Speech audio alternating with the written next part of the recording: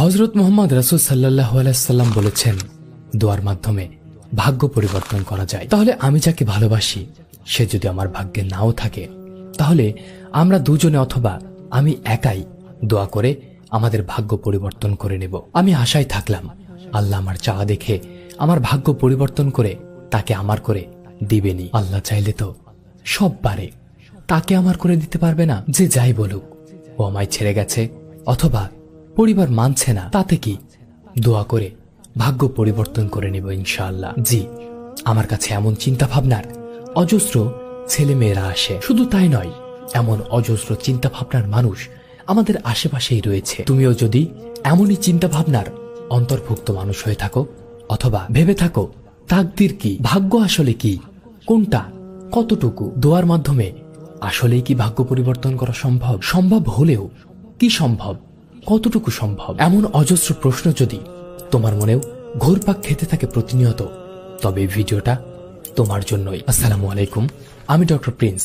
আমি একজন relationship consultant. আমি তাকদীর বা ভাগ্য এই বিষয়টা নিয়ে হুজুর বা আলেমদেরকে খুব একটা সুস্পষ্টভাবে কথা বলতে দেখি না, যে কারণে কিনা আমাদের মধ্যে অনেক বিভ্রান্তির সৃষ্টি হয়, গাফেল হয়ে যায়। তাকদীরের ব্যাপারে পর্যাপ্ত জ্ঞান না থাকার কারণে মানুষ ঈমান হারা হয়ে যাচ্ছে, এমন কিছু পরিবর্তন করার চিন্তা বা চেষ্টা করছে যা কিনা আল্লাহকে চ্যালেঞ্জ করা শামিল অথবা তার ক্ষমতা নিয়ে প্রশ্ন তোলা। আমি আজকে আমার ন্যূনতম জ্ঞান দিয়ে তোমাদেরকে এই পুরো বিষয়টা যুক্তি প্রমাণ সহ বুঝিয়ে বলার চেষ্টা করব ইনশাআল্লাহ। ভিডিওটা জীবনের জন্য, ইহকাল এবং পরকালের জন্য অত্যন্ত গুরুত্বপূর্ণ, সুতরাং পুরোপুরি মনোযোগ সহকারে না দেখলে বুঝবে না। আর আমার ভিডিও শেয়ার করতে হবে না, কেবল তুমি তোমার কাছের মানুষগুলোকে এই কথাগুলো জানাও। সত্য প্রচার করাটাও তোমার দায়িত্ব। যাই হোক, চলো মূল কথায় আসা যাক। প্রথমেই বলি, আসমান ও পৃথিবী সৃষ্টির 50,000 বছর পূর্বেই আমাদের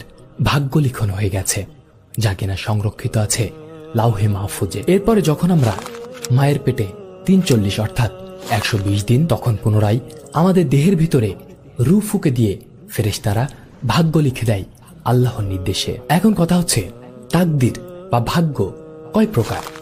তাকদীর বা ভাগ্য মূলত দুই প্রকার, মুআল্লাক বা পরিবর্তনযোগ্য আর মুবরাম বা অপরিবর্তনযোগ্য। অর্থাৎ কিছু ভাগ্য আল্লাহ আমাদের জন্য ঝুলন্ত অবস্থায় রেখেছেন, যা কিনা আমরা আমাদের চেষ্টা, অধ্যাবসায়, আমল ও দোয়ার মাধ্যমে পরিবর্তন করতে পারি। যদি আল্লাহর মর্জি হয়তো তিনি যা লেখা আছেন তা কেটে দিয়ে নতুন করে লিখে দিতে পারেন, কিন্তু আমাদের দোয়া, চেষ্টা কি পরিমাণ, কেমন, সেটার উপরে আল্লাহ সন্তুষ্ট হলে তবেই তিনি দিবেন। তাই তো হযরত মুহাম্মদ রাসূল সাল্লাল্লাহু আলাইহি সাল্লাম বলেছেন, বান্দার সকল দোয়া কবুল করেন আল্লাহ, কেবলমাত্র তারটা ছাড়া যে তাড়াহুড়া করে। আরেকটা ভাগ্যের অংশ মুবরাম বা অপরিবর্তনযোগ্য, যেটা কিনা আমাদের ফিক্সড, যেটা কিনা আমরা চাইতে চাইতে মরে গেলেও, কোটিবার কোটি উপায়ে চেষ্টা করলেও পরিবর্তন সম্ভব নয়। এই জায়গায় আমাদের কোনো হাত নেই, একক আল্লাহর সিদ্ধান্ত। যেমন জন্ম, মৃত্যু, বিয়ে, কিয়ামত ইত্যাদি এমন আরো অজস্র জটিল বিষয়। আমরা কেবল চেষ্টা করতে পারি, আশা করতে পারি,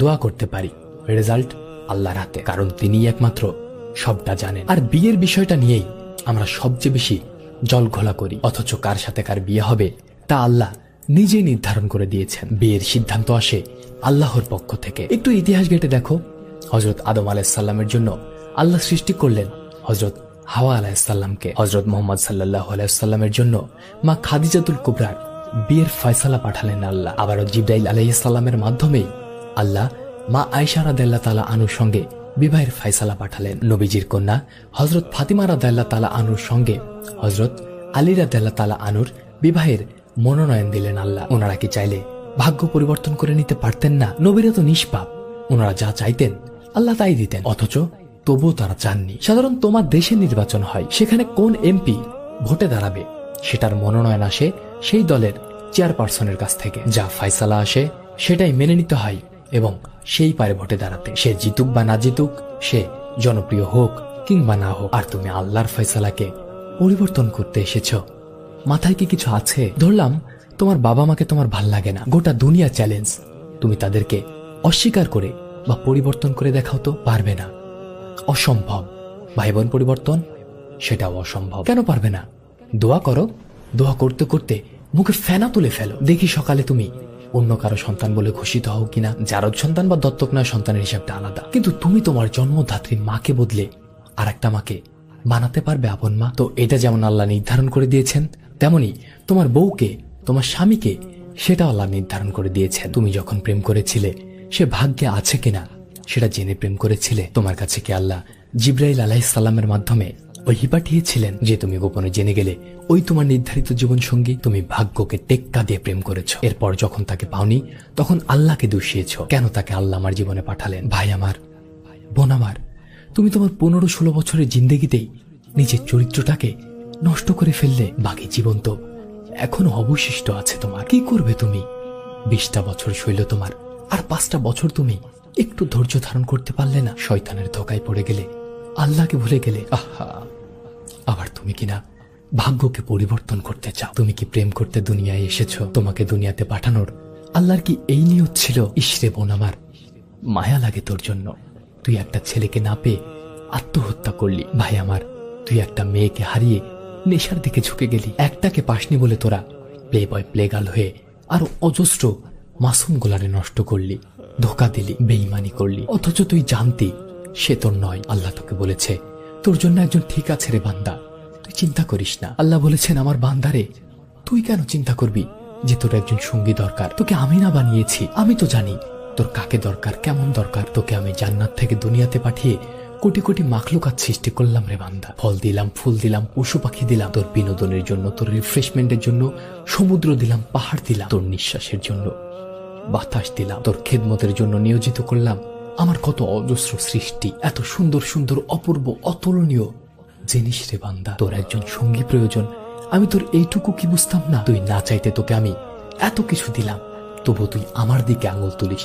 আমি কেন তোকে তাকে পাইয়ে দিলাম না? ওরে বেঈমান, তুই যাকে চেয়েছিলি সে তো অন্য কারো শান্তি তৃপ্তির বস্তু। তুই জানতি সে তোকে ভালোবাসে রে পাগল। আমি আল্লাহ তো জানি কার মনে কি চলে, আমি তো অন্তর্যামী। আমি জানি তোর ওই প্রেমিকা তোকে ঘুম পাড়িয়ে দিয়ে অন্য একটা পরপুরুষের সাথে সারা রাত প্রেম আলাপে মেতে থাকতো। আমি তো জানি রে বান্দি, তুই যাকে তোর জান প্রাণ দিয়ে ভালোবাসিস, তোর সেই প্রেমিক তোকে ছেড়ে অন্য একটা মেয়ের সাথে রুম ডেট করতে চায়, অজস্র মেয়ের সাথে অশ্লীল মেসেজে লিপ্ত থাকে। তুই কি জানিস তোর লাভার, তুই যাকে লাইফ লাইন বলিস, সে তোর সাথে জাস্ট টাইম পাস করে, তোকে ঠকায়? আমি তো জানি। আরে আমার বান্দা, আমার বান্দি, দুনিয়ায় কে এমন আছে যে তোকে আমার চাইতে বেশি ভালোবাসে? অথচ তুই আমাকেই ভুলে গেলি। তুই আমার ভয়ে পর্দা করিস না, তুই পর্দা করিস তোর প্রেমিকের ভয়। তুই আমার জন্য নেশা ছাড়িস না, ছাড়িস প্রেমিকার জন্য। তুই আমার সাথে কথা বলতে বা আমার মহব্বতে তাহাজ্জুদে উঠিস না, উঠিস তোর প্রেমিক প্রেমিকা তোকে ডেকে দেয় বলে। তারপরেও আমি আমার বান্দাকে ছেড়ে যাইনি। আমি চাই না আমার বান্দা বান্দির জীবনে এমন একজন প্রতারক আসুক। আমি তো দুনিয়ায় কত উদাহরণ সৃষ্টি করে দিলাম। ওই যে দেখ, তোর এলাকায় একটা মেয়ে পিতামাতার অবাধ্য হয়ে প্রেম করে বিয়ে করেছিল। তার স্বামী মাদকাসক্ত, তার স্বামী অন্যত্র পরকিয়া করে, নেশা করে এসে মারধর করে। না শেষ হইতে পারল, আর না সে কাউকে বলতে পারল। অল্প বয়সে দুঃখে কষ্টে আক্ষেপে আত্মহত্যা করে মরল। তুই কি আমার চাইতেও তোর ভালোটা বেশি বুঝিস? ওরে বোকা বান্দা বান্দি আমার, আমি তোকে যখন সৃষ্টি করলাম, শয়তান আমার জালালিয়াতের কসম করে বলল সে তোকে পথভ্রষ্ট করবে। আর আমি তখন আমার জালালিয়াতের কসম করে বললাম, আমার বান্দা যতই বড় পাপী হোক, যতই বড় গুনাহগার হোক, তার মাপ চাইতে দেরি, কিন্তু আমার মাফ করতে দেরি নাই। শুধু তাই নয়, আমি তার সমস্ত পাপকে, সমস্ত গুনাহকে নেকিতে বদলে দেব। আমি তোকে নিয়ে এত ভাবি, আর তুই আমার উপর এইটুকু আস্থা রাখতে পারলি না। আমি গোটা জান্নাত সাজিয়ে রেখেছি তোর জন্য, জান্নাতে হোর দিয়েছি তোর জন্য। এমন কোনো ইচ্ছে নেই তোর যা আমি জান্নাতে পুরা করব না। কার জন্য করলাম আমি বান্দা? তুই একটা ভুল মানুষের জন্য আমার দিকে আঙুল তুললি। আরে আমি ছাড়া কে আছে তোর? কে এমন আছে যে তোকে আমার চাইতেও বেশি ভালোবাসে? আজ তুই বিপদে পড়লে তোর বন্ধু আগায় না। তুই দেখিসনি আমি করোনা ভাইরাস দিয়েছিলাম, শুধু তোর বাপ মা তোর কাছে ঘেসে নাই, তোর স্ত্রী সন্তান স্বামী ভাই বোন তোর কাছে ভিড়ে নাই। তুই বৃদ্ধ হলে বিছানা নষ্ট করে ফেলবি বলে তোর সন্তান তোকে বাইরে ফেলে দেয়। তোর শরীরে পচন ধরলে তোর পরিবার পরিজন তোকে ঘৃণা করে, কিন্তু আমি আল্লাহ তোকে ঘৃণা করি না রে বান্দা। তুই কালো বলে তোর বাপ মা তোকে অভিশাপ করে, আমি করি না। আমি আল্লাহ ছাড়া কেউ তোর আপন না, অথচ তুই আমাকেই ভুলে গেলি। আমার সিদ্ধান্তে পরিবর্তন আনতে চাস একটা হারাম সম্পর্কের জন্য। ভাই আমার, বোন আমার, দয়া করে অন্তত আজকের পর থেকে এই কাজটা করো না। তুমি প্রেম করে বিয়ে করতে গেলে কেন? তুমি কেন হালাল মানুষটাকে অবৈধভাবে পেতে গেলে? আমি জানি না আর কিভাবে বুঝালে তোমরা বুঝবে হারামে সুখ নেই। আর কিছুই বলার নেই। কথাগুলো বলতে গিয়ে আমার রূহ কেঁপে উঠেছে। আমি নিজেও কখনো এত গভীরভাবে ভাবিনি। জানি না, হয়তো এখনো আমরা আল্লাহকে ঠিকভাবে চিনে উঠতে পারিনি। হায় আফসোস, আল্লাহ মাফ করুক। যাকে পাওয়ার আমি তাকেই পাবো, কিয়ামত চলে এলেও পাবো। কি দরকার তাকে হারাম ভাবে পাওয়ার চেষ্টা করার? যারা পেয়েছো তারা তওবা করে মাপ চেয়ে নিও। যারা পাওনি এখনো, তারা আল্লাহর জন্য মাপ চেয়ে হারাম থেকে বের হয়ে এসো। দোয়া করো তোমার জন্য যাকে সৃষ্টি, তাকে যেন আল্লাহ তোমাকে দ্রুত পাইয়ে দেন। এতে আল্লাহ তোমার প্রতি আরো বেশি খুশি হবে। তুমি নামাজ পড়ো না, রোজা করো না, দাড়ি রাখো না, নেশা করো, জুয়া খেলো, অজস্র অগণিত হারাম এবং পাপের মধ্যে ডুবে থাকো, অথচ তুমি কিনা দোয়া করে ভাগ্য পরিবর্তন করতে চাও। হারামে লিপ্ত থেকে কোনো দোয়া কবুল হবে কুসমিন কালেও না। এই প্রেম করা অবস্থায় মরলে তুমি জাহান্নামী। তোমার নামাজ, রোজা, দান, সদকা কিচ্ছু কাজে এলো না। তোমার সব দোয়া গেটের বাইরেই রয়ে গেল। স্রেফ তোমার একটা ভুলের কারণে তোমার জীবনের কত চাওয়া আল্লাহর কাছে অপূর্ণ রয়ে গেল। মানসিক শান্তিটাও জুটল না। আল্লাহ আমাদের সবাইকে হেদায়েত দান করুন, আমিন। আসসালামু আলাইকুম।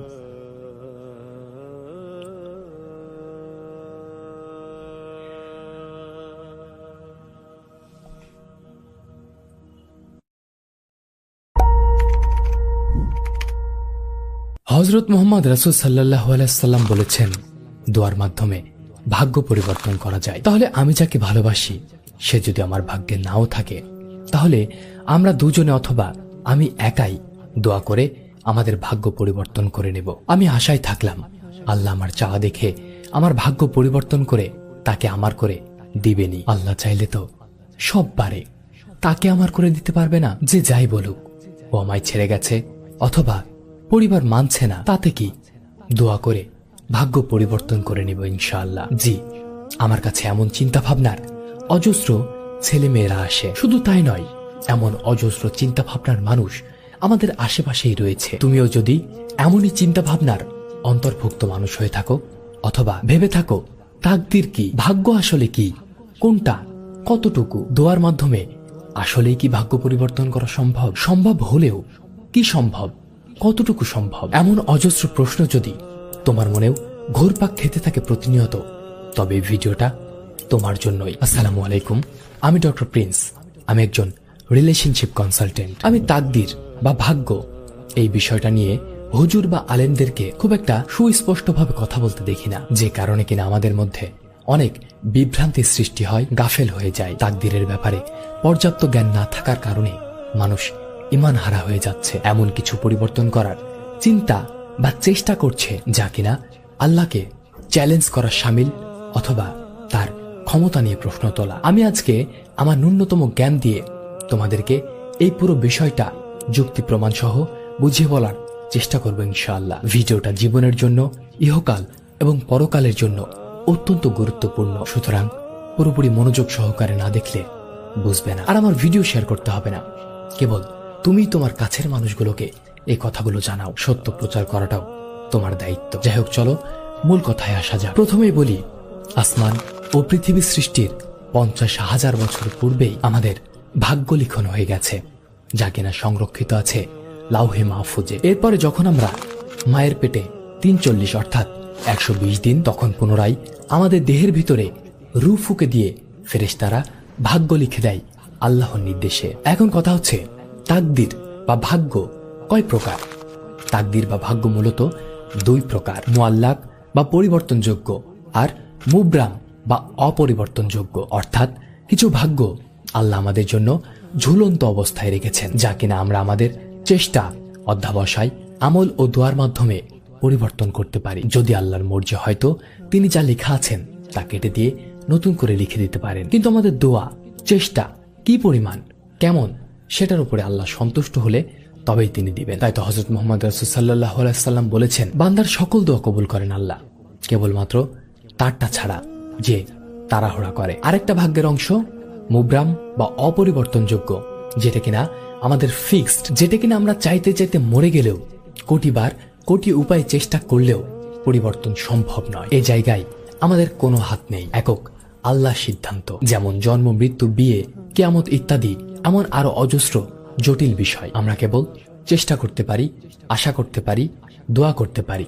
রেজাল্ট আল্লাহর হাতে, কারণ তিনিই একমাত্র সবটা জানেন। আর বিয়ের বিষয়টা নিয়েই আমরা সবচেয়ে বেশি জল ঘোলা করি, অথচ কার সাথে কার বিয়ে হবে তা আল্লাহ নিজেই নির্ধারণ করে দিয়েছেন। বিয়ের সিদ্ধান্ত আসে আল্লাহর পক্ষ থেকে। একটু ইতিহাস ঘেটে দেখো, হযরত আদম আলাইহিসসালামের জন্য আল্লাহ সৃষ্টি করলেন হযরত হাওয়া আলাইহিসসালামকে। হযরত মুহাম্মদ সাল্লাল্লাহু আলাইহি ওয়াসাল্লামের জন্য মা খাদিজাতুল কুবরার বিয়ের ফয়সালা পাঠালেন আল্লাহ। আবারও জিবরাইল আলাইহিস সালামের মাধ্যমেই আল্লাহ মা আয়েশা রাদিয়াল্লাহু তাআলা আনহুর সঙ্গে বিবাহের ফয়সালা পাঠালেন। নবীজির কন্যা হযরত ফাতিমা রাদিয়াল্লাহু তাআলা আনহুর সঙ্গে হযরত আলী রাদিয়াল্লাহু তাআলা আনহুর বিবাহের মনোনয়ন দিলেন আল্লাহ। ওনারা কি চাইলে ভাগ্য পরিবর্তন করে নিতে পারতেন না? নবীরা তো নিষ্পাপ, ওনারা যা চাইতেন আল্লাহ তাই দিতেন, অথচ তবুও তারা চাননি। সাধারণ তোমার দেশে নির্বাচন হয়, সেখানে কোন এমপি ভোটে দাঁড়াবে সেটার মনোনয়ন আসে সেই দলের চেয়ারপারসনের কাছ থেকে। যা ফয়সালা আসে সেটাই মেনে নিতে হয় এবং সেই পারে ভোটে দাঁড়াতে। সে জিতুক বা না জিতুক,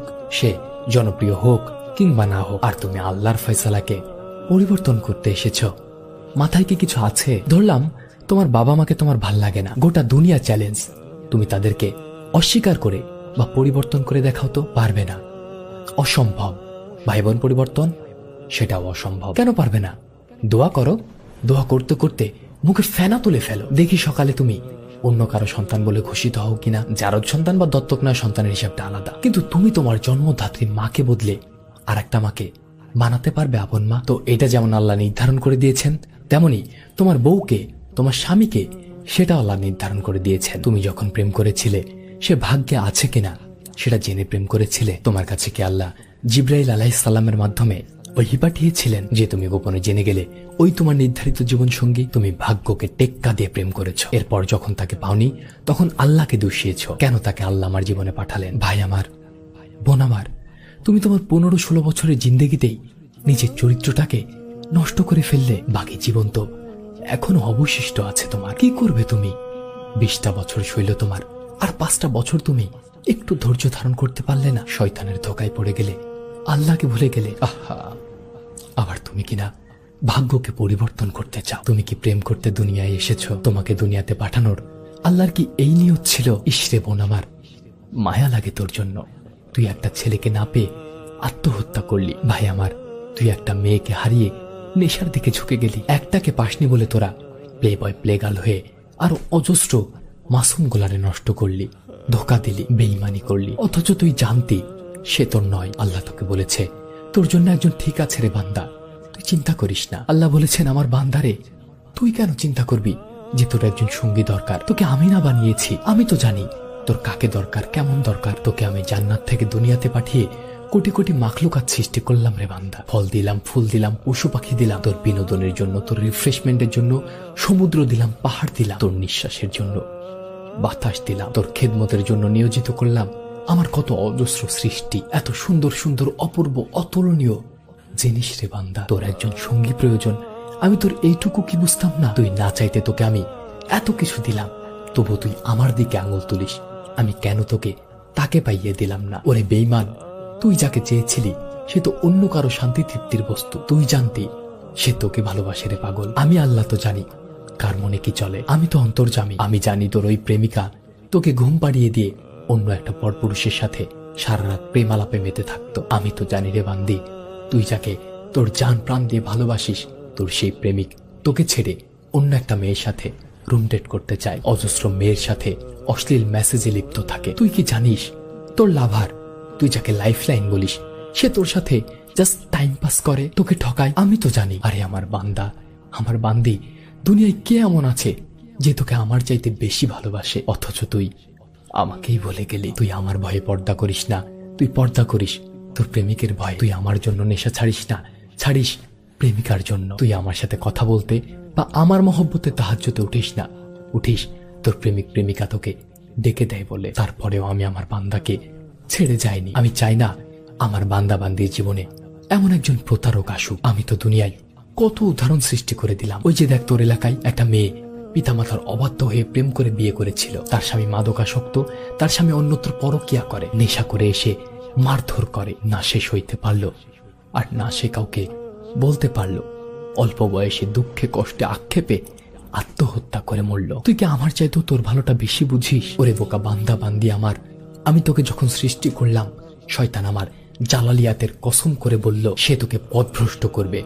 আর আমি তখন আমার জালালিয়াতের কসম করে বললাম, আমার বান্দা যতই বড় পাপী হোক, যতই বড় গুনাহগার হোক, তার মাপ চাইতে দেরি, কিন্তু আমার মাফ করতে দেরি নাই। শুধু তাই নয়, আমি তার সমস্ত পাপকে, সমস্ত গুনাহকে নেকিতে বদলে দেব। আমি তোকে নিয়ে এত ভাবি, আর তুই আমার উপর এইটুকু আস্থা রাখতে পারলি না। আমি গোটা জান্নাত সাজিয়ে রেখেছি তোর জন্য, জান্নাতে হোর দিয়েছি তোর জন্য। এমন কোনো ইচ্ছে নেই তোর যা আমি জান্নাতে পুরা করব না। কার জন্য করলাম আমি বান্দা? তুই একটা ভুল মানুষের জন্য আমার দিকে আঙুল তুললি। আরে আমি ছাড়া কে আছে তোর? কে এমন আছে যে তোকে আমার চাইতেও বেশি ভালোবাসে? আজ তুই বিপদে পড়লে তোর বন্ধু আগায় না। তুই দেখিসনি আমি করোনা ভাইরাস দিয়েছিলাম, শুধু তোর বাপ মা তোর কাছে ঘেসে নাই, তোর স্ত্রী সন্তান স্বামী ভাই বোন তোর কাছে বেড়ে নাই। তুই বৃদ্ধ হলে বিছানা নষ্ট করে ফেলবি বলে তোর সন্তান তোকে বাইরে ফেলে দেয়। তোর শরীরে পচন ধরলে তোর পরিবার পরিজন তোকে ঘৃণা করে, কিন্তু আমি আল্লাহ তোকে ঘৃণা করি না রে বান্দা। তুই কালো বলে তোর বাপ মা তোকে অভিশাপ করে, আমি করি না। আমি আল্লাহ ছাড়া কেউ তোর আপন না, অথচ তুই আমাকেই ভুলে গেলি। আমার সিদ্ধান্তে পরিবর্তন আনতে চাস একটা হারাম সম্পর্কের জন্য। ভাই আমার, বোন আমার, দয়া করে অন্তত আজকের পর থেকে এই কাজটা করো না। তুমি প্রেম করে বিয়ে করতে গেলে কেন? তুমি কেন হালাল মানুষটাকে অবৈধভাবে পেতে গেলে? আমি জানি না, আর কিভাবে বুঝালে তোমরা বুঝবে হারামে সুখ নেই। আর কিছুই বলার নেই। কথাগুলো বলতে গিয়ে আমার রুহ কেঁপে উঠেছে। আমি নিজেও কখনো এত গভীরভাবে ভাবিনি। জানি না, হয়তো এখনো আমরা আল্লাহকে ঠিকভাবে চিনে উঠতে পারিনি। হায় আফসোস, আল্লাহ মাফ করুক। যাকে পাওয়ার আমি তাকেই পাবো, কিয়ামত চলে এলেও পাবো। কি দরকার তাকে হারাম ভাবে পাওয়ার চেষ্টা করার? যারা পেয়েছো তারা তওবা করে মাপ চেয়ে নিও। যারা পাওনি এখনো, তারা আল্লাহর জন্য মাপ চেয়ে হারাম থেকে বের হয়ে এসো। দোয়া করো তোমার জন্য যাকে সৃষ্টি, তাকে যেন আল্লাহ তোমাকে দ্রুত পাইয়ে দেন। এতে আল্লাহ তোমার প্রতি আরো বেশি খুশি হবে। তুমি নামাজ পড়ো না, রোজা করো না, দাড়ি রাখো না, নেশা করো, জুয়া খেলো, অজস্র অগণিত হারাম এবং পাপের মধ্যে ডুবে থাকো, অথচ তুমি কিনা দোয়া করে ভাগ্য পরিবর্তন করতে চাও। হারামে লিপ্ত থেকে কোনো দোয়া কবুল হবে কুসমিন কালেও না। এই প্রেম করা অবস্থায় মরলে তুমি জাহান্নামী। তোমার নামাজ, রোজা, দান, সদকা কিচ্ছু কাজে এলো না। তোমার সব দোয়া গেটের বাইরে রয়ে গেল। স্রেফ তোমার একটা ভুলের কারণে তোমার জীবনের কত চাওয়া আল্লাহর কাছে অপূর্ণ রয়ে গেল। মানসিক শান্তিটাও জুটল না। আল্লাহ আমাদের সবাইকে হেদায়েত দান করুন, আমিন। আসসালামু আলাইকুম।